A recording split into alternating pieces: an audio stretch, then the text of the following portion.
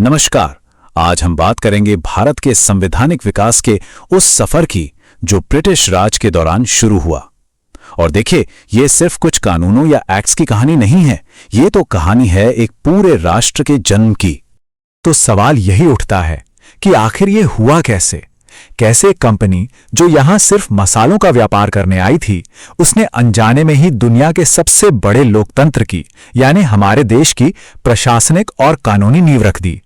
चलिए इसी दिलचस्प सफर को परत दर परत खोलते हैं। देखिए, भारत के संविधान को अगर ठीक से समझना है तो हमें इसकी जड़ों तक जाना होगा, इसकी ऐतिहासिक पृष्ठभूमि तक। सारी कहानी की शुरुआत ही वहीं से होती है। तो समझने में आसानी हो इसलिए इस पूरे सफर को हम दो बड़े हिस्सों में बांट लेते हैं। पहला हिस्सा है कंपनी का शासन, यानी 1773 से 1858 तक का वो दौर जब ईस्ट इंडिया कंपनी ही सब कुछ थी। और दूसरा हिस्सा है ताज का शासन, 1858 के बाद का, जब सत्ता सीधे सीधे ब्रिटिश क्राउन यानी ब्रिटिश सरकार के हाथों में आ गई। तो चलिए शुरुआत करते हैं पहले दौर से, कंपनी का शासन। ये वो वक्त था जब भारत में कह सकते हैं एक सेंट्रलाइज्ड एडमिनिस्ट्रेशन की नींव पड़ रही थी। हाँ, भले ही उस वक्त उनका इरादा कुछ और रहा हो। इस दौर में ना एक के बाद एक कई बड़े कानून आए। 1773 का रेगुलेटिंग एक्ट था, जिससे ब्रिटिश संसद ने पहली बार ईस्ट इंडिया कंपनी पर थोड़ा कंट्रोल करने की कोशिश की।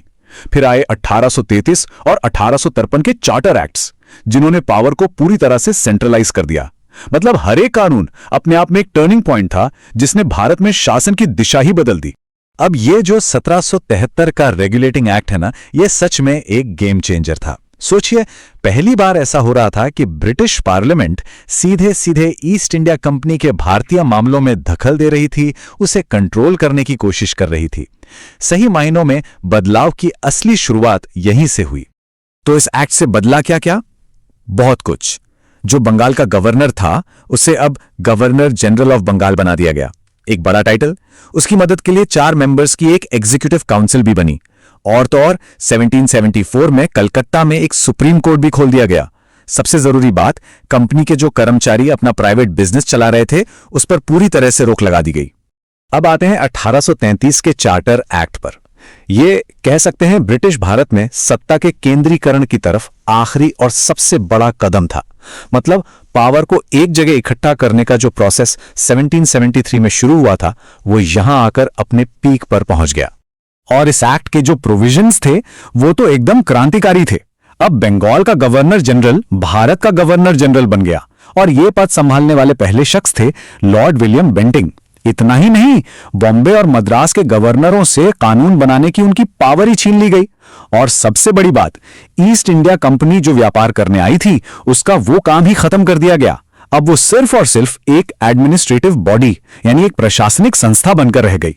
तो कंपनी का शासन खत्म हुआ, और अब हम कहानी के दूसरे हिस्से में आ गए हैं, ताज का शासन।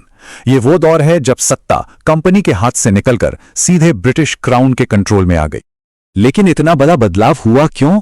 इसकी वजह थी 1857 की क्रांति, जिसे सिपाही विद्रोह भी। तो दोस्तों, ये थी 1857 की उस महान क्रांति की शुरुआत।